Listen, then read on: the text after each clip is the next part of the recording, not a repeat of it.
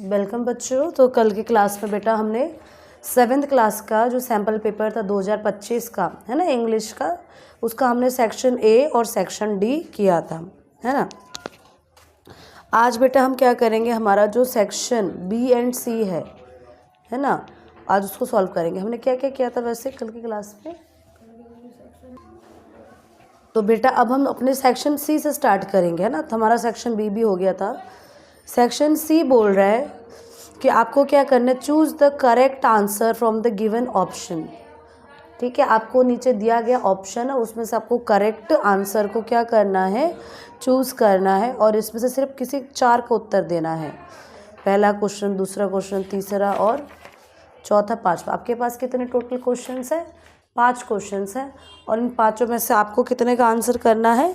4 का आंसर करना है। ठीक है, तो देखिए बेटा, पहला क्वेश्चन बोल रहे हैं, report the following statement.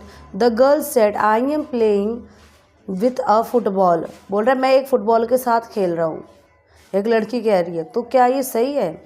Choose करो आप। She said that she is playing with a ball. उसने कहा कि वो एक बॉल से खेल रही है। She said that she was playing with a ball. She told that she is playing with a ball. She says that she was playing with the ball. बेटा देखो क्वेश्चन में क्या बोला, the girl said I am playing. बेटा ये क्या है, present continuous है। तो बेटा इसको जब ये चेंज होगा तो किस में बदल जाएगा? पास्ट कॉन्टिन्यूस में। पास्ट कॉन्टिन्यूस में क्या जाता है आपका? वॉज आ जाता है। तो क्या हो जाएगा? Was playing with a ball. तो ये इसका क्या हो जाएगा? आंसर हो जाएगा। ठीक है, ऑप्शन बी। ऐसे ही बेटा अगला क्वेश्चन देखो, report the following. He said can I come to meet you. क्या मैं तुम्हें मिलने आ सकता हूँ? तो ये बेटा पूछ रहा है, आस्क कर रहा है ना, तो इसके लिए क्या जाएगा? He asked if I can come to meet me. ये भी नहीं होगा। He said if he could come to meet me. ये भी नहीं होगा। He asked if he could come to meet me. ये सही लग रहा है मुझे। फिर भी देखो आगे एक और, he asked if he can come to meet me. तो बेटा इसका होगा सी, क्योंकि इसमें हम कैन का किस में बदल देते हैं? कुड में बदल जाता है। ठीक है, आपको थोड़ा बहुत ही रिपोर्टेड स्पीच याद करना होगा, बिना याद करे नहीं कर पाओगे आप लोग ये क्वेश्चंस। ठीक है, या फिर आप चाहो तो अगला सेक्शन आप छोड़ भी सकते हो, 4 नंबर का, कोई बात नहीं। फिर रिपोर्ट स्पीच बोल रहे हैं, Reena said to me why are you leaving. Reena ने मुझसे पूछा क्यों तुम छोड़ के जा रही हो। तो इसका इन्होंने बोला, she asked why was I living. तो ये भी नहीं होगा। She asked me why I was living. तो देखो बेटा आर है तो ऑब्वियसली बात है वॉज में चेंज होगा। एक और बार देख लेते पीछे क्या है, she asked me why am I living. तो ये भी नहीं होगा। शी टोल्ड, ये इसका यही होगा बेटा, ऑप्शन बी। ठीक है, आपको रिपोर्ट स्पीच करके जाना है, तब जाके आप ये 4 नंबर वाले क्वेश्चन कर सकते हो। ठीक है, अगला क्वेश्चन देखो बेटा क्या बोल रहा है आपसे, identify the correctly punctuated sentence. I love to eat chocolates, toffees, ice creams and candies. ठीक है, तो क्या ये सही है? अगला बोल रहा है I love to eat chocolates, toffees, ice creams and candies. गलत है। I love to eat chocolates, toffees, ice creams and candies. I love to eat chocolates, toffees, ice cream and candies. तो इसका बेटा आपका एक तो ऑप्शन बी और एक आपका ऑप्शन डी। ऑप्शन बी में क्या फर्स्ट ऑफिस ऐसा, तो इसलिए नहीं होगा, तो इसका आंसर होगा ऑप्शन डी। थोड़ा सा दिमाग लगाओगे भैया तभी होगा, नहीं तो ये क्वेश्चन आप छोड़ सकते हो। ठीक है, मैं फोर्स नहीं करूँगी, इसे अटेम्प्ट करो, लास्ट में इसे अटेम्प्ट करना। ठीक है, क्योंकि इसमें दिमाग लगाना पड़ेगा, तो जो तुम फालतू में लगाना मत, जो पेपर में आ रहा है तुम्हें पहले उसे करना। Choose the sentence with correct punctuation. Sentence को रखना है with correct punctuation. Will you like to have a tea. क्या तुम चाय पीना चाहोगे? Will you like to have a tea. तो ये question mark, will you like to have a tea, ये नहीं, इसका यही होगा बेटा, क्योंकि आपसे क्वेश्चन पूछा तो इसलिए यहाँ पे क्या है, क्वेश्चन मार्क है। ठीक है, आपसे पूछा जा रहा है क्या तुम चाय पीना चाहोगे, तो यहाँ से क्वेश्चन पूछा जा रहा है। ठीक है, अगला क्या है बेटा, filling the blanks with the correct adjective any 4। आपको इन 4 में से किसी एक पे 4 में से 5 में से 4 को अटेम्प्ट करना है और एक का आपको 1 मार्क्स मिलेगा। There are day students in the library today, इसमें मच होगा, मैनी होगा या फी होगा, तो इसका आंसर क्या हो जाएगा, मैनी, कि लाइब्रेरी में क्या आज बहुत सारे बच्चे हैं। ठीक है, 1 मिनट,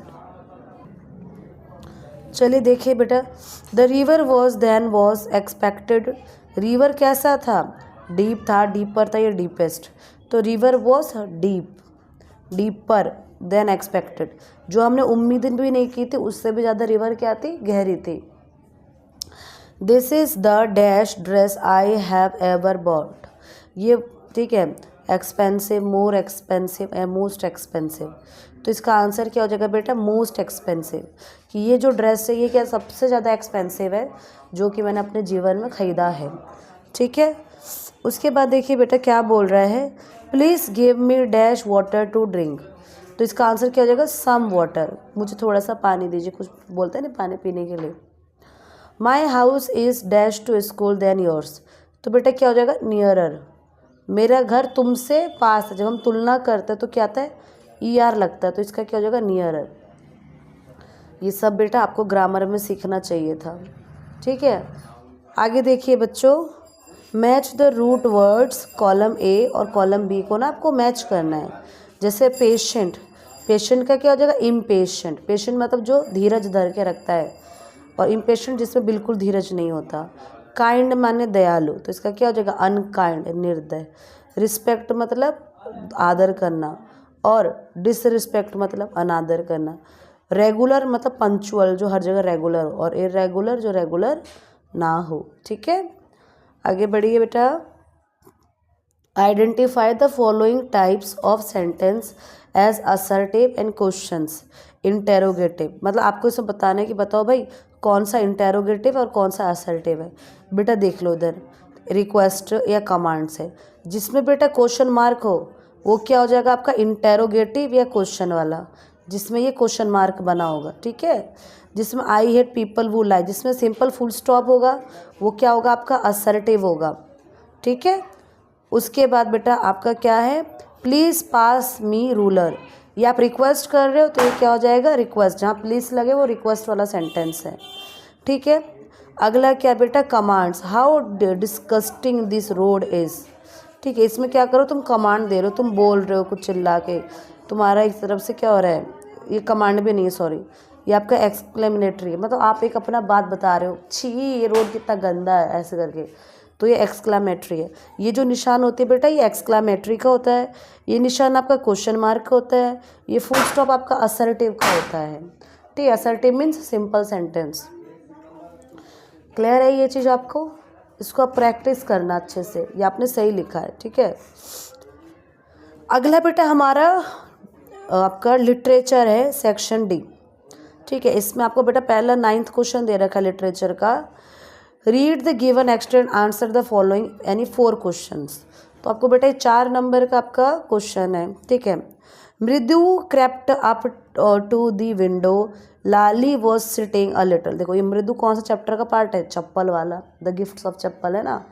आगे देखो, awkwardly holding her violin and bowstring, her elbows jutting out and her eyes glazed with constriction, in front of her, with most of his back to the window was the bony figure of music master. He had a mostly bald head with a fringe of oiled black। इसमें वो master के बारे में बता रहा है कि मृदु जब अपने विंडोज से बाहर की तरफ देखती तो किसे देखती है, मास्टर को देखती है, और मास्टर कैसा है बेटा, आधा टकला है, जो देखते हो ना टकले लोग जिसके सर का पूरा बाल ऐसे टकला गंजा होता है और किनारे किनारे पे बाल होता है, और किनारे वाले बालों पे उन्होंने क्या कर रखा है, वो तेल लगा रखा है, ऑयलिंग कर रखी है। ठीक है, ओल्ड फैशन टफ, और ओल्ड फैशन का उन्होंने कपड़ा पहना हुआ है। A gold chain gleamed around his leathery neck, और उनके गले में एक सोने का चैन है। And a diamond ring glittered on his hand, और हाथ में क्या, एक डायमंड की अंगूठी है हीरे की। It glitters up and down the stem of the violin. A large foot stuck out from the beneath his gold bordered vesti edge, and he was beating time on the floor with the scrawny big toe. ठीक है, तो उसके वो पैरों के बता रहा है कि कैसे वो अपने पैर हिला रहा है, उसने कैसे गोल्डन चेन पहना है, उसने कैसे डायमंड की अंगूठी पहनी है। मास्टर के बारे में बता रहा है, जो वायलिन मास्टर है। ठीक है, मृदु केप्ट अप टू द, देखो अभी क्वेश्चन में देखो क्रैप्ट अप टू कहाँ पर है, ढूंढो। तो बेटा आपको एकदम ढूंढ के करना है। तो देखो पहले लाइन में इसका आंसर है, तो Mridu kept up to the window पहले का आंसर हो गया। ये 1 नंबर यहीं से मिल गया। बेटा बहुत इजी पेपर आएगा, आपको पेपर छोड़ के नहीं आना है, करके आना है। पहले सेक्शन ए करना है, फिर सीधा लास्ट वाला सेक्शन डी करना है। ठीक है, आगे देखो बेटा क्या बोल रहे हैं। A gold chain gleamed around his leathery neck, Lali was sitting with her violent and browsing.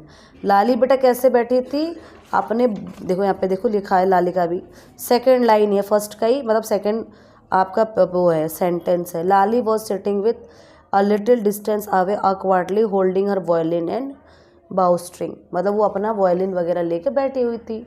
ठीक है, ये चीज़ क्लियर है। अगला क्वेश्चन बेटा देखो, which ornament wore borne by the music master. Music master ने कौन कौन सा ऑर्नामेंट पहना था। तो बेटा उसने एक सोने की चैन पहनी थी, है ना, और गोल्ड चैन, और एक डायमंड की रिंग पहनी थी अपने हाथ में। ठीक है, इतना इसका आंसर हो जाएगा आपका। ठीक है, थर्ड वाले का ही हो गया आपका आंसर। फोर्थ वाला बोल रहा है बेटा द वर्ड ग्लिम्ड। ग्लिम्ड मतलब क्या होता है बेटा, चमक, है ना, तो इसको क्या बोलते हैं हम, स्पार्कल्ड। चमक मीन्स स्पार्कल्ड। अगला बेटा देखो fifth question, state whether the following statement is true और फॉल्स। सही या गलत बताना है। The music master has thick black hair on his head. क्या म्यूजिक मास्टर के सर पे बहुत मोटे ब्लैक बाल थे क्या? नो, क्योंकि वो क्या था, बाल्टी था। बाल्टी मीन्स आधा टकला था वो, तो ये क्या हो जाएगा, फॉल्स। ये चीज़ क्लियर है बेटा। अब आगे देखिए बेटा, read the given extract and answer the question that follows any two. आपको इसको पढ़ना है और 3 में से सिर्फ 2 क्वेश्चन का आंसर करना है। बेटा आप अगर सेक्शन ए और सेक्शन डी भी ईमानदारी से करके आ जाओगे ना, तो भी आपको कोई फेल नहीं करेगा, अच्छे से करके आ जाना। ठीक है, सेक्शन ए और सेक्शन डी बहुत इम्पोर्टेंट है, तो आप इस पे ध्यान देना। ठीक है, there is a dusty old window around at the side with 3 cracked panes of glass. I often think there is someone staring at me. Each time that I pass, I will peep through that window one day. How does the poet describe the window? तो बेटा देखो poet ने window को कैसा बोला है, dusty बोला है। ठीक है, तो ये इसका पहले लाइन का ही पहले में आंसर है। What does the poet think about the place? Poet जगह के बारे में क्या सोचता है, यही पूरा चिप लिख के आ जाना आप। ठीक है, दूसरा क्वेश्चन बोल रहे हैं आपको बेटा, इनमें से कोई 2 ही क्वेश्चन करना है तीनों में से। What does the speaker plan to one day. One day क्या प्लान करता है, I will peep through that window one day, मतलब मैं उस विंडो से एक दिन झाँकूंगा बाहर। बेटा आपके सेक्शन ए और सेक्शन डी में क्या है, 34 नंबर आ रहे हैं, है ना। सेक्शन ए आपका 14 नंबर का है और सेक्शन डी आपका 20 नंबर का है। इसलिए पहले आप क्या करना, सेक्शन ए एंड डी करना, और उसके बाद जो टाइम बचेगा उसमें आप बी और सी करना, क्योंकि बी और सी में ना आपको सोच के तुक्का लगाना पड़ेगा। बेटा आप क्वेश्चन नंबर 11 देखिए, ये आपका लास्ट क्वेश्चन है, 12 नंबर का, ये सबसे इम्पोर्टेंट है। ठीक है, why did the king want to know answer to 3 question. आखिरकार राजा वो 3 क्वेश्चंस के आंसर क्यों जानना चाहता था। तो राजा वो 3 क्वेश्चंस के आंसर इसलिए जानना चाहता था ताकि वो अपने लाइफ के प्रॉब्लम्स को सॉल्व कर सके। ठीक है।